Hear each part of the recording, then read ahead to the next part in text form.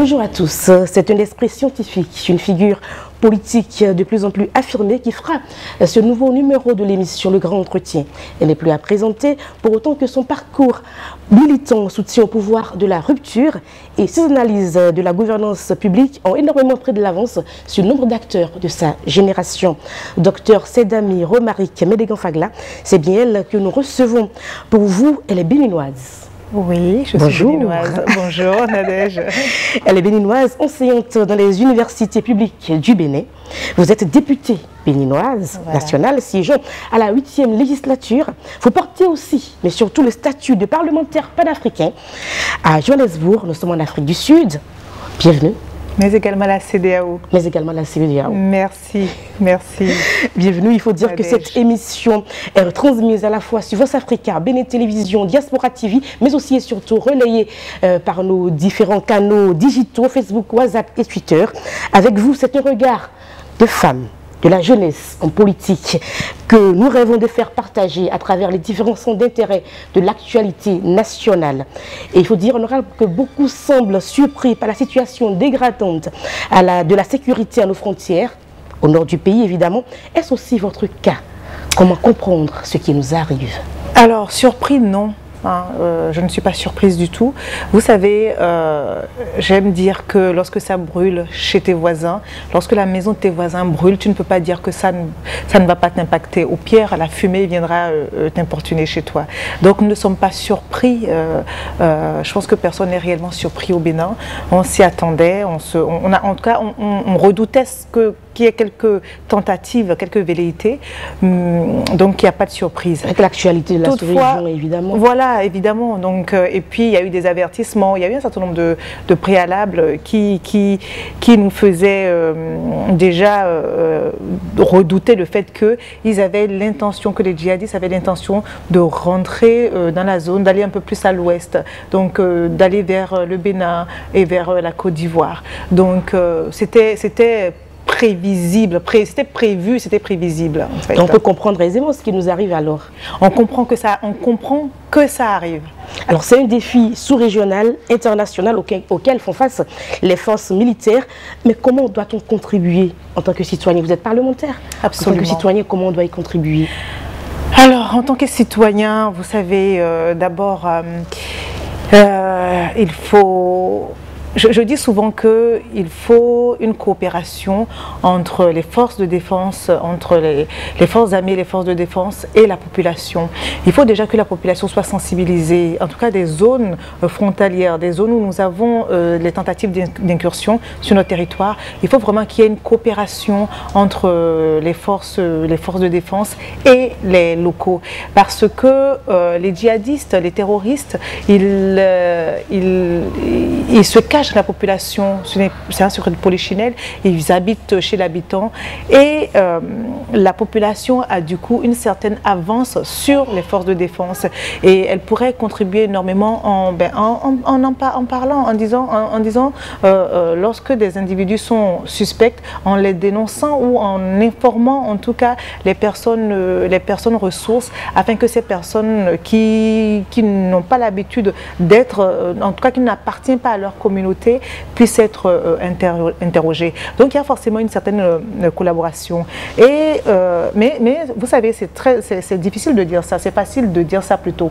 Et c'est difficile de le faire parce qu'on sait que les populations sont sous menace, que lorsque ces djihadistes, ces terroristes vivent parmi vous, ils vous menacent, ils menacent votre famille, ils menacent vos enfants de représailles si vous dénoncez. Mais je pense que là, on y gagnerait beaucoup, on gagnera beaucoup en termes en termes de qualité de réponse, en trouvant les moyens de dialoguer avec la population, de la mettre en confiance et lui demander de coopérer. Parce que dès que la population est mise en confiance, après pour coopérer, ça devient un peu plus facile. Absolument, par rapport à ça. Devient alors, vraiment plus les leaders facile. commencent à contribuer au renforcement du moral des militaires sur les positions de nos forces armées dans les zones concernées, les embrassant avec la descente d'une équipe de députés justement de la commission parlementaire des questions de la défense et de sécurité. Un tel acte devrait en réalité contribuer à un soutien aux forces armées. C'est l'objectif de soutien et de soutien à la population également, et de montrer que les parlementaires que nous sommes ne sommes pas déconnectés de la réalité, parce que faut savoir que le Parlement étant plutôt au sud, donc à Porto-Novo, la plupart des députés, nous vivons, même quand on vient des localités, même les députés qui viennent des localités les plus reculées, vivent aux alentours, pas très loin en tout cas de Cotonou et de Porto-Novo. Ce qui veut dire qu'on peut penser qu'il y a un certain détachement, un certain désintérêt, une certaine distance. Donc ça permet de montrer à quel point nous sommes au courant de la situation, nous sommes préoccupés. Et vous savez, c'est la commission qui est dédiée à la défense, donc c'est une commission qui a pris ses responsabilités et montrer à la population que bon, voilà, elle est au courant de ce qui se passe et que les parlementaires sont préoccupés par la situation et concernés par la situation autant que les populations et les forces de défense. Et le gouvernement béninois est très préoccupé par cette situation. Il y a même eu un conseil extraordinaire. Au cours de ce conseil, justement, il y a des mesures qui ont été annoncées au plan de nouveaux équipements. Il y a donc des recrutements qui sont actuellement en cours. Que vous inspirent ces mesures et quelle est effectivement l'efficacité? Quelle peut être l'efficacité de ces mesures? Alors, ces mesures me rassurent. Et je voudrais d'abord revenir un petit peu en arrière parce que il ne faut pas qu'on donne l'impression que c'est seulement maintenant que les choses sont prises en main, hein, qu'il y a des mesures qui sont prévues. Pas du tout, parce que vous savez que chaque année, nous avons la session budgétaire au mois d'octobre, novembre, décembre, les trois derniers mois de l'année, et que pendant cette session, nous avons le privilège de voir défiler les ministres sectoriels. Et nous avons reçu le ministre de la Défense qui nous a expliqué tout ce qui avait été fait déjà en 2021, 2020, 2021 et ce qui est prévu pour 2022. Donc ce n'est pas parce qu'il y a eu, ce n'est pas les 2-3 excursions que nous avons eu, des terroristes que nous avons eu ces derniers jours qui ont déclenché les mesures, vraiment pas. Les mesures sont déjà prévues. Déjà vous avez vu, on a déployé des casernes dans les zones frontalières, que ce soit à Porga, que ce soit à la Pendjari, que ce soit vraiment un peu dans cette zone-là. Il y a des casernes qui sont déployés, il y a des hommes qui sont déployés et vous voyez bien que en fait, ces terroristes n'arrivent pas à percer notre défense. Ce n'est pas qu'ils sont rentrés sur notre territoire, c'est que ça se passe toujours à la frontière, dans une zone qui est problématique et qui appartient à trois pays, hein, au Niger, au Burkina Faso et au Bénin. Donc c'est une zone où nous avons une co-responsabilité avec les pays qui sont les plus victimes de ce phénomène. Et c'est normal qu'il y ait qu'on sente un petit peu quelques tensions dans cette zone-là. Mais les choses sont prises en main depuis 2020 déjà. Depuis 2020, et qu'on appelle le plan est déjà là pour dérouler le reste jusqu'en 2022. Et dans cette situation difficile, on a l'impression qu'il y a un manque d'engouement par rapport au recrutement dans l'armée. Est-ce que vous avez la même impression? Alors, vous savez, je pense que ce n'est pas forcément lié à ce qui se passe. Il y a une crise de vocation pour l'armée dans le monde entier. Ce n'est pas un phénomène propre au Bénin. Il y a une crise de vocation et vous savez, il y a de nouveaux métiers aujourd'hui. Il y a les métiers du numérique, les métiers voilà, il y a tellement... Vous pensez que ces métiers attirent plus la jeune génération? Oui, je pense que la jeune génération a d'autres, les nouvelles générations ont beaucoup plus de choix et donc ont d'autres aspirations. Mais ça ne veut pas dire qu'on ne trouve pas les hommes, on ne trouve pas ces personnes-là qui sont encore tellement patriotes, qu'ils sont prêts à aller mettre leur vie, en tout cas au service de la nation. Il y en a encore, il faut juste rester patient. Il faut qu'en réalité les recruteurs développent d'autres techniques pour recruter partout, hein, même en France, aux États-Unis. Pour recruter maintenant, on va dans les écoles, on va partout, on explique le métier, on explique qu'en fait, il y a différentes... en fait, même dans le métier, dans ces métiers-là, il y a différentes catégories, il y a des filières. Donc on n'y va pas seulement pour aller sur le terrain. Il y a ceux qui veulent aller sur le terrain, il y a ceux qui peuvent rester dans l'administration, il y a ceux qui peuvent être médecins, il y a ceux qui peuvent être, je ne sais pas, conducteur de voiture, chauffeur, etc. Il y a même des spécialités dans ces métiers-là aujourd'hui. Et donc, dans les métiers de défense. Et donc, c'est important que les responsables de recrutement dans ces secteurs aille au contact des jeunes pour leur expliquer que même qu'on peut être médecin dans l'armée, qu'on peut être informaticien dans l'armée, qu'on peut être, on peut faire du code pour l'armée, qu'on peut faire des choses en fait modernes aujourd'hui, même dans ce grand... C'est plus la peur d'aller sur le terrain, vous pensez, pour les jeunes? C'est plus la peur de se retrouver... Je pense que les vocations sont en train de changer. Les générations se suivent mais ne se ressemblent pas. Elles sont différentes, elles ont des aspirations différentes parce qu'elles ont des histoires différentes. Vous savez, nos pays, que ce soit les pays occidentaux, au moment où ils sont sortis de la guerre, tous les hommes allaient vers la guerre, mais vraiment, pendant les périodes de guerre, tous les hommes, tous les jeunes qui étaient majeurs allaient faire la guerre, étaient recrutés automatiquement. Donc forcément, il y avait un engouement, il y avait une mentalité, il y avait une ambiance où tout le monde, il fallait aller défendre sa patrie. Et des valeurs aussi. Il fallait défendre sa patrie. Non, il y avait une urgence, il fallait défendre sa patrie. Il y avait une urgence, il y avait une situation conflictuelle qui menaçait, la patrie. Et aussi, de toute façon, il n'y avait rien d'autre à faire parce que de toute façon, tout le monde était en danger. Il n'y avait pas d'autres métiers, il n'y avait pas d'autres secteurs que d'aller au front. Donc forcément, il y avait plus d'engouement parce qu'il n'y avait que ça à faire. Et il fallait défendre la patrie. Mais aujourd'hui, nous avons vécu des décennies de paix, donc de sérénité. Donc pourquoi est-ce que les gens auront envie d'aller se battre? Honorable, nous allons à présent évoquer la situation des femmes, parce que vous êtes femme, vous êtes parlementaire. Quel est l'avenir des femmes scientifiques dans notre pays, le Bénin? Vous êtes également femme scientifique? Oui, je suis femme scientifique, je suis chimiste organicienne et c'est la matière que j'enseigne à l'Université nationale, à l'Université d'Abomey-Calavi. Donc je suis une femme scientifique et j'adore la science pure et dure, vraiment, c'est dans tous ses aspects. Peu de femmes souriantes dans la science? Alors, là encore, vous savez, alors, peu de femmes souriantes dans la science parce que dès la base, elles sont formatées pour aller dans des métiers qui sont réputés être des métiers de femmes. Notre société africaine, malheureusement, ou la société, c'est même pas la société africaine, un peu partout, hein, même en France, ils ont ce problème. La femme a commencé à voter en France seulement après la Seconde Guerre mondiale. Donc, c'est la plus patriarcale que certaines sociétés occidentales, voilà, on peut difficilement faire. Donc, en réalité, c'est un problème qu'on trouve dans un certain nombre de pays, dans beaucoup de pays, dans la majorité, là où le patriarcat prédomine. Et en fait, on a des rôles pour la femme. La femme, elle a des rôles dans la société et elle est éduquée pour satisfaire ces rôles-là. Elle est éduquée pour être une femme. Vous voyez, en commençant, vous avez dit, vous êtes une femme scientifique. Et pourquoi insister sur le fait que je sois une femme? Parce que le fait de l'insister tend à conditionner la personne à une posture, à des vertus, à une éthique, dans un rôle. Voilà. Et malheureusement, vous allez voir, aujourd'hui, les femmes, elles vont aller plutôt dans des métiers type gestionnaire, ressources humaines, dans les métiers sociaux, vous voyez. Alors que on a besoin de ces matières grises, de toutes les matières grises possibles, même dans le domaine scientifique.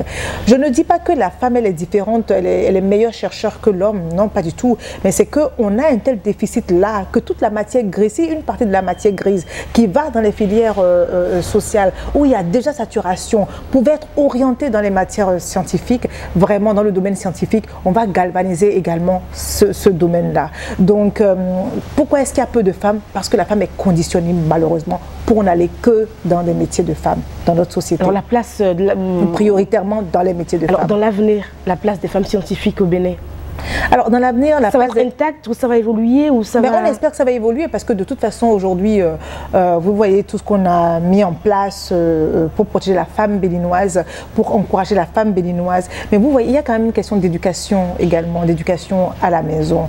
Et on peut faire tout ce qu'on veut. Si la manière d'éduquer la fille à la maison n'évolue pas légèrement, ne se modernise pas, si les parents n'éduquent pas avec équité leurs filles et leurs garçons et que les filles sont contraintes à n'aller que à ne jouer que des rôles de filles, ce sera très difficile. Une petite image, vous savez, moi j'aime un jour j'étais en train de parler avec une dame qui me parlait de sa fille. Oui, ma fille a 13 ans, mais tu sais, elle fait la pâte, si elle te fait la pâte, mais vraiment, ça m'a profondément choquée parce que j'ai trouvé ça réducteur pour cette fille qui est brillante et qu'on réduit à une fille qui fait très bien la pâte déjà à 13 ans. Parce que j'estime qu'à 13 ans, elle peut avoir d'autres priorités que la qualité de la pâte qu'elle fait. Elle peut avoir d'autres passions. On peut la pousser dans d'autres domaines. Elle peut avoir d'autres centres d'intérêt. Et les parents pouvaient vanter plutôt ces centres d'intérêt-là. Et j'aime raconter que moi, j'ai été éduquée de manière, moi vraiment, J'ai été éduquée comme mes frères. Il n'y a eu aucune différence, mais vraiment, entre les garçons et moi. On ne faisait pas le ménage à la maison, donc il n'en faisait pas, j'en faisais pas. On ne faisait pas à manger, il n'en faisait pas, j'en faisais pas.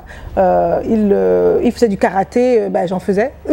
Donc, il n'y avait pas je n'étais pas éduquée parce que j'étais une fille. Il y avait des choses que je devais faire parce que j'étais une fille. Non, je n'avais pas ça. Aujourd'hui, ça donne la personnalité que je suis. Je suis une femme scientifique pure et dure. Je suis à l'aise partout où je vais parce que voilà, je ne me sens pas en déphasage avec mes homologues masculins où que je sois. Et donc c'est lié à l'éducation. Et on aura beau mettre en place un certain nombre de choses, si l'éducation à la maison n'évolue pas, on va avoir du mal. Les sociétés qui ont réussi ce pari-là, en tout cas qui tendent à réussir le pari des filles un peu partout, que ce soit les pays d'Europe du Nord, si vous regardez les pays d'Europe du Nord, c'est parce qu'ils ont été jusqu'à la dégenrisation. C'est-à-dire que dans l'éducation à l'école, les filles et les garçons il n'y a plus de genre. C'est l'extrême, ça. Moi, je trouve que ça, c'est quand même l'extrême parce que, bon, quand même, même pour moi, psychologiquement, c'est difficile à concevoir.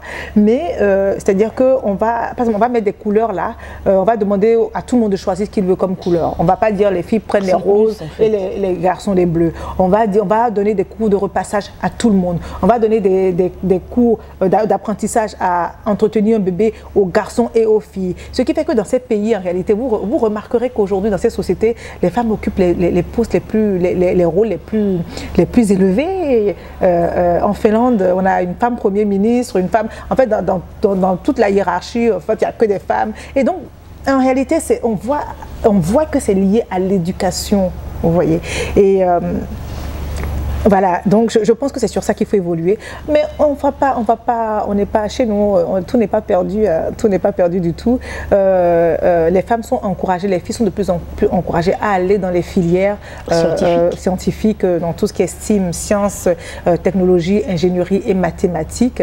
Et puis aujourd'hui, il y a toute la protection que la loi la loi sur les violences faites aux femmes apporte dans le milieu universitaire, parce qu'il y a aussi ce phénomène-là de harcèlement sexuel. Parce que lorsque vous avez, sur 100 hommes, vous avez 10 femmes, 20 femmes, 30 femmes qui arrivent, qui ont la volonté d'aller dans ce domaine-là et qu'elles sont harcelées, et ben à l'entrée, vous avez peut-être 30 femmes sur 100, à la sortie, vous n'en avez que 5. Et cette déperdition-là, elle est liée à un certain nombre de phénomènes, à beaucoup de phénomènes, à un écosystème. Et aujourd'hui, la loi que nous avons votée récemment en octobre 2021 tend à protéger la jeune fille dans le milieu universitaire contre le harcèlement venant de l'enseignant. Vous n'êtes pas sans savoir qu'aujourd'hui, lorsqu'on est enseignant et qu'il y a une relation amoureuse clairement établie entre vous et votre apprenante, vous êtes puni, vous allez à la criette. Parce qu'on estime que même s'il y a une relation amoureuse établie et que la jeune fille, même si elle vient nous dire qu'elle est consentante, que non, que c'est parce qu'elle est amoureuse de vous, que c'est une relation régulière, on estime que c'est préalable à un harcèlement sexuel. Et on estime que ça joue également. Non seulement ça joue sur l'avenir des jeunes filles, mais également ça joue sur l'enseignant qui, on se demande avec quelle impartialité il peut distribuer des notes alors qu'il a son amoureuse dans sa classe. Donc en réalité c'est ça, on essaie de mettre en place en tout cas un écosystème et les universités sont engagées là-dedans. Le ministre de l'enseignement supérieur et de la recherche, Yaïla Decan, le ministre, les recteurs de l'université, parce qu'il y a le recteur et ensuite il y a les vice-recteurs des différentes universités sont engagés dans ce combat-là. D'ailleurs la rentrée de cette année 2021-2022 a été placée sous ce sceau-là, sous de la lutte contre le harcèlement sexuel dans le milieu. Donc il y a un environnement, un écosystème plus sécurisant qui est en train d'être mis en place. Et puis dans le temps, de toute façon, voilà, on estime que de nouvelles vocations seront suscitées et puis que la manière dont nous percevons nos petites filles, dont les parents éduquent, les parents étant de plus en plus modernes aussi, de nouvelles générations, nous sommes de nouvelles générations de parents, nous éduquons nos enfants déjà différemment, qu'on le veuille ou non. À partir de ce moment-là, les prochaines générations, on aura de plus en plus de filles dans les matières où il n'y a que des hommes, dans les métiers scientifiques. Alors, honorable, la femme dans le nouvel environnement législatif, peut-on dire que les regards changent en matière de considération, de traitement des situations de la femme? Est-ce que les regards changent? Je ne suis pas Alors, est-ce que c'est une question de regard ou une question de perception du rôle que la femme doit jouer dans toutes les filières, dans tous les secteurs de notre pays? La femme doit contribuer au développement et donc, que ce soit dans les métiers scientifiques dont nous venons de parler, où on a besoin de renforts en termes de matière grise, même dans la politique, dans le secteur de la politique, ce déficit-là a des conséquences. Un secteur masculin, osons le dire, masculin, où le patriarcat est bien installé, un secteur masculin.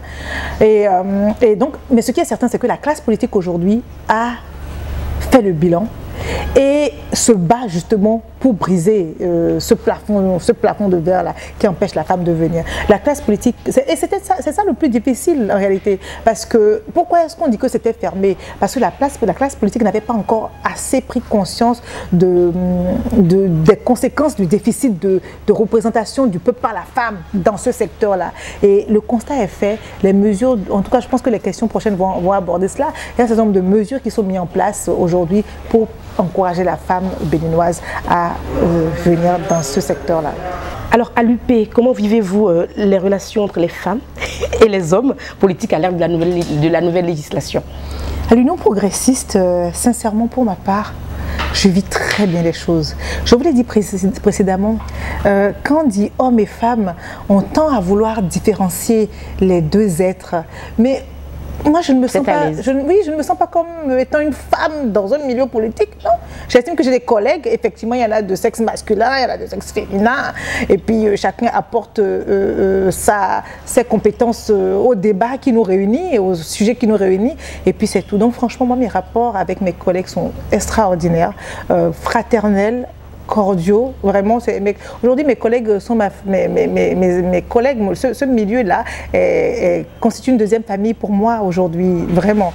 Donc, je vis très bien les choses. Je pense que les choses se passent très bien. Les choses se passent différemment. Ça ne veut pas dire que c'est comme ça pour tout le monde ou partout, du haut en bas. Mais je pense qu'il y a quand même une certaine évolution dans les rapports. De toutes les façons, beaucoup d'actions se mènent pour aider la femme à se sentir un peu à l'aise dans tous les secteurs, en politique, en économie, en développement. Au Bénin, il y a eu beaucoup de lois qui ont été votées également pour protéger les femmes. Est-ce qu'on peut dire que les esprits commencent à bouger en matière de positionnement de la femme en politique et surtout de la perception de celle-ci? Comme je vous l'ai dit précédemment, en fait, effectivement, la perception de l'importance du rôle de la femme dans le secteur, elle est meilleure aujourd'hui. On sait qu'il faut des femmes dans le domaine, dans le secteur, parce qu'on estime que la femme va apporter un peu plus de sensibilité. Et puis, il y a des tendances, il y a des choses qui, avec l'expérience aujourd'hui, le recul, on sait que la femme, quand elle participe à ce débat-là, elle change un certain nombre de choses et elle est plus préoccupée. Lorsqu'on vote les lois, nos préoccupations ne sont pas exactement les mêmes que les préoccupations de la gente masculine, où on va être plus sensible à certains détails. Et c'est très important. Et quelque part, nous représentons, on parle de représentation et de représentativité. Nous représentons d'abord toute la population, mais également, c'est plus simple pour la femme de parler des problèmes de la femme que pour un homme de parler des problèmes de la femme. Je ne sais pas si vous voyez ce que je veux dire. Les difficultés liées au rôle de mère, au rôle de femme dans une société, les besoins d'autonomisation, etc. sont des questions que nous adressons beaucoup avec plus de sensibilité en fait que les hommes. Donc ça c'est très clair. Aujourd'hui la classe politique veut des femmes, elle supplie, elle se bat pour qu'il y ait plus de femmes. Dans tous nos tests, dans les tests de l'Union progressiste, dans nos statuts, il est écrit que dans toutes les instances, il faut un minimum, au moins 30% de femmes. Et là, nous sommes en train de préparer l'installation de nos structures de base. Dites-vous bien que nous avons répercuté ça partout et que ça va être suivi, ça va être monitoré. Cet aspect-là sera davantage monitoré, ça va plus monitoré que les autres aspects. Et puis aujourd'hui, de toute façon, nous n'avons pas le choix parce que la loi, c'est ça qui est bien avec la loi, parce que même quand vous avez la bonne volonté, vous pouvez prendre votre temps. Aujourd'hui, la loi nous oblige, à partir de 2023, à avoir une femme, en tout cas par circonscription électorale. Chaque parti devra positionner un minimum de 24 femmes. Il faut aller les chercher. À partir de ce moment, on est obligé de s'organiser. On s'organise, en tout cas, pour que les femmes leaders émergent et gagnent en confiance. Et en même temps, des lois sont votées pour les protéger. Complètement. En fait, bon, il y a les lois pour protéger les femmes des violences, ça c'est autre chose. Mais il y a des lois, justement, la loi qui protège davantage la femme béninoise. Nous avons été jusqu'à modifier la constitution béninoise, l'article 26 de la constitution, qui en fait était très bien, l'article était très bien écrit. L'article consacre l'égalité devant la loi de la femme et de l'homme. Mais le problème que ça posait, c'est qu'on ne peut plus faire de discrimination positive pour l'un contre l'autre, ou en faveur de l'un, en tout cas, pas parce que c'est pas forcément, mais en faveur de l'un, d'un sexe ou de l'autre, parce que nous consacrons le principe d'égalité. Alors ce que nous avons fait maintenant, nous avons modifié la constitution qui consacre toujours ce principe d'égalité, mais en rajoutant un petit alinéa qui dit, par contre pour la femme béninoise, les tests de loi qui vont régir les élections, les tests qui régissent les élections peuvent établir des conditions favorables, d'accord? Donc peuvent prescrire de la discrimination positive. Et c'est ce que le code électoral a fait par la suite, le nouveau code électoral a fait en réservant un siège supplémentaire. Nous n'avons pas supprimé de sièges. Vous avez remarqué, nous avons augmenté le nombre de sièges en réalité.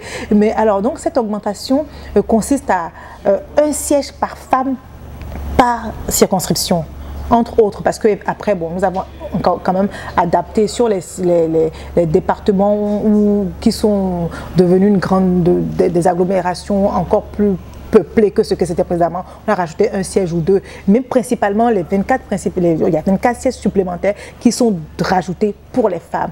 Et ça, c'est extraordinaire. Et en matière de violence faite aux femmes, ça bouge aussi les lignes. Oui, vous avez remarqué d'abord, et puis c'est pas fini. Aujourd'hui, il y a l'Institut national de la femme au Bénin qui aujourd'hui a en charge toutes les questions liées à cela, les questions liées aux violences faites aux femmes, les questions liées au positionnement de la femme, en tout cas à la représentation de la femme. En fait, toutes les questions liées à la femme dans notre société, c'est un très grand pas. Et c'est un organe qui est indépendant, qui a un grand financement, un budget. Et puis, il y a ces tests de loi là sur lesquels cet organe peut se baser pour aller jusqu'au bout. Et cet organe peut rester en justice aujourd'hui lorsque des cas de violence sont constatés et que même la victime n'est pas prête à aller en justice. Donc, c'est pour vous dire jusqu'où on est prêt à aller. Et vous avez remarqué également que certains crimes vont directement à la criette. Les crimes de viol, les viols sur mineurs, le mariage forcé. Il y a 2-3 crimes qui vont directement à la criette. C'est vous montrer combien aujourd'hui le gouvernement se bat, l'État béninois se bat pour protéger davantage la fille béninoise et la femme béninoise. Alors, honorable, vous êtes députée, vous êtes béninoise. Est-ce qu'il vous arrive de penser aux conditions de détention des femmes dans nos prisons? Complètement. Vous savez, déjà les conditions de détention dans les prisons chez nous ne sont pas optimales, ça c'est certain. Il y a des difficultés liées à un certain nombre de choses, hein, au manque d'établissements, hein, de place dans les établissements pénitentiaires. Toutefois, effectivement, sur la question de la femme, donc la femme subit un double préjudice lié à cela, parce qu'elle a déjà des problèmes de femme dans notre société en tant que femme. Et dans cet environnement restreint où elle vit dans un environnement vraiment un peu en cohabitation permanente avec des hommes. Elle n'est pas assez protégée, elle n'a pas de quoi être une femme pleine, ça c'est certain. Donc les conditions de détention des femmes béninoises sont à améliorer encore dans notre société. Dernière question, de vous laisser partir. On parlera de ces nouvelles vidéos qui circulent actuellement sur la toile et qui créent beaucoup de polémiques. L'image de la jeune fille qui est complètement remise en question. Comment vivez-vous tout ça? Alors, c'est un phénomène mondial. Je l'ai dit tout à l'heure, les générations se suivent mais ne se ressemblent pas parce qu'elles n'ont pas les mêmes histoires, elles n'ont pas les mêmes points de départ, elles n'ont pas les mêmes motivations.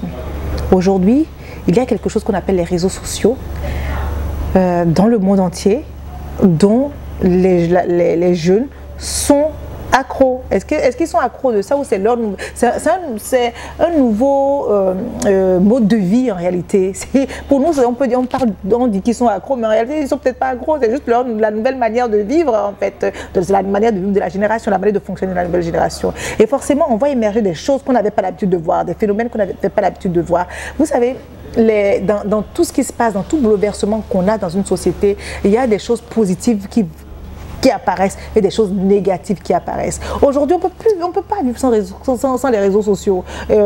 Ça permet de travailler, ça permet de faire... Il y a toute une économie liée à ça. Il y a toute une économie, il y a des personnes qui vivent aujourd'hui grâce aux réseaux sociaux. Et forcément, à côté, il y a les effets pervers. Les effets pervers sont liés à ce que nous voyons, où on dit qu'on peut parler d'atteinte à la pudeur. On peut parler d'atteinte à la pudeur. Mais ça, c'est un phénomène qui est là. Il faut qu'on réfléchisse à comment faire pour que ça ne prenne pas plus d'ampleur et que surtout ça ne devienne pas une habitude, ça ne soit pas récurrent, enfin, ça ne devienne pas un mode d'être, un moyen d'être pour les jeunes filles d'aujourd'hui. Moi, j'observe ça comme tout le monde. Je découvre ça puisque moi, je suis née avant les réseaux sociaux. Aujourd'hui, j'en profite parce que c'est arrivé très tôt pour moi, mais je suis née avant, donc je ne connaissais pas ça. Donc, comme vous, comme beaucoup de ma génération, je découvre également, je regarde ces phénomènes et j'estime que nous devons éduquer nos enfants autrement aujourd'hui. Il faut que l'éducation change. Il faut... Les valeurs des jeunes filles et des jeunes garçons aujourd'hui ne sont pas les valeurs de mes parents à moi. Déjà, moi, mes propres valeurs ont évolué par rapport aux valeurs de mes parents. Alors, imaginez les valeurs de mes enfants. Et donc, il faut que nous tenions absolument compte de ça dans l'éducation, dans tous les systèmes éducatifs déjà, mais également que les parents éduquent différemment leurs enfants. Le dialogue aujourd'hui est primordial. Vous savez, moi, j'ai des enfants de très bas âge, de bas âge, 11 ans, 4 ans, 5 ans, voilà, jusqu'à plus jeune dans ma famille en tout cas. Et nous dialoguons énormément. Nous dialoguons énormément. Je ne peux pas. Aujourd'hui, un enfant de 11 ans qui est préadolescent, on ne peut pas lui interdire d'avoir accès au téléphone, aux réseaux sociaux. Si vous lui interdisez, il va tomber dedans brutalement. Et à l'école, les copains vont lui montrer ça. Donc, il va voir. Il faut lui expliquer ce que ça représente aujourd'hui. Il faut lui expliquer les dangers qu'il y a dedans.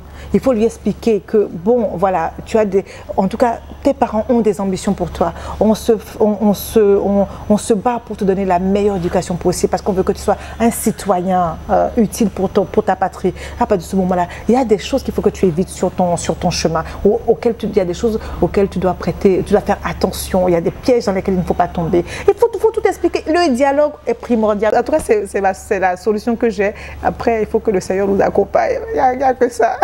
Que les bandes de nos ancêtres suivent tout ça avec nous et nous donnent les meilleurs mots pour éduquer nos enfants aujourd'hui. Merci beaucoup, Honorable. C'était un plaisir de vous recevoir. Je garde qu'il faut dialoguer avec les enfants pour la nouvelle génération, évidemment. Nous avons fait une émission, nous avons abordé quelques aspects politiques. Nous sommes revenus sur la situation des femmes au Bénin. Nous avons parlé des jeunes filles avec ces vidéos qui circulent sur la toile et qui montrent une mauvaise image de la jeune fille béninoise. Merci. Merci, Nadège. Preview.